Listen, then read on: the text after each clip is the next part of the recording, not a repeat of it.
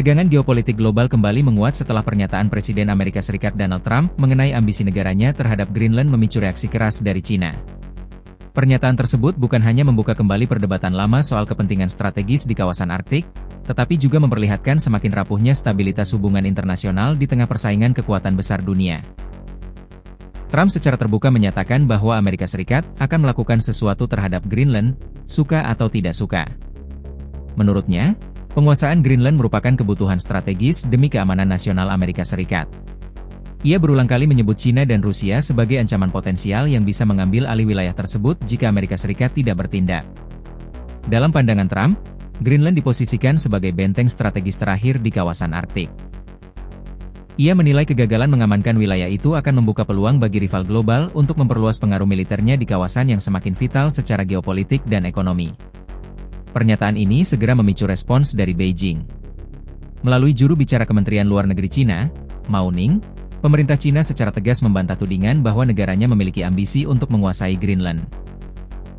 Beijing menilai narasi Washington sebagai upaya menggunakan nama negara lain demi membenarkan kepentingan sepihak Amerika Serikat. "The Arctic is in the overall interest of the international community," ujar Mao Ning.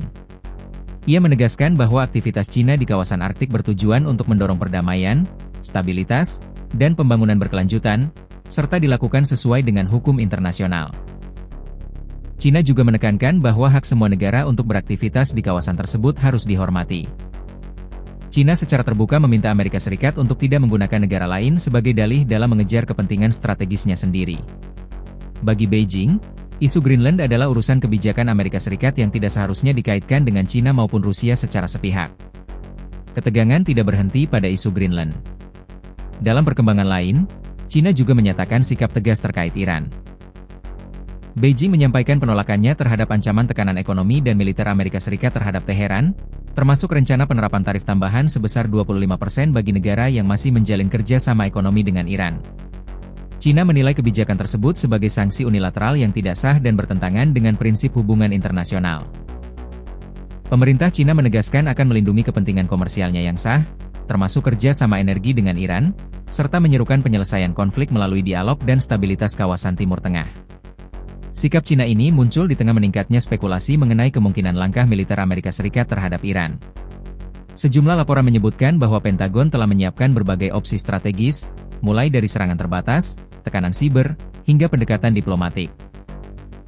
Meski demikian, risiko eskalasi dinilai tetap tinggi, mengingat potensi respons dari Iran dan kelompok sekutunya di kawasan. Di sisi lain, Rusia juga menunjukkan sikap yang tidak kalah tegas. Presiden Vladimir Putin sebelumnya menantang kemampuan sistem pertahanan Barat dengan menyebut bahwa Rusia memiliki rudal hipersonik yang sulit dicegat. Pernyataan ini kembali menjadi sorotan setelah laporan terbaru menyebutkan peningkatan kemampuan serangan jarak jauh Rusia dari wilayah Arktik.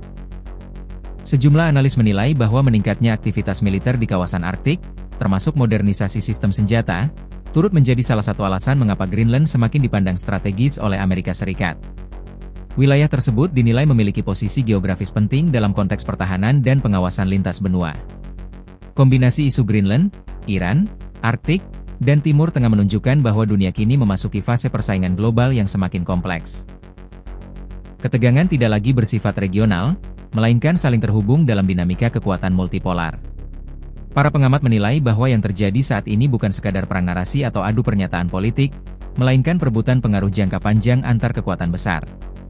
Ambisi teritorial, tekanan ekonomi, dan demonstrasi kekuatan militer berjalan beriringan, memperkecil ruang kompromi global. Meski demikian, komunitas internasional terus menyerukan pentingnya stabilitas dan penghormatan terhadap hukum internasional. Banyak pihak menilai bahwa eskalasi konflik hanya akan membawa risiko besar bagi keamanan global, termasuk dampak ekonomi dan kemanusiaan. Hingga kini, belum ada langkah konkret yang menunjukkan perubahan kebijakan secara langsung.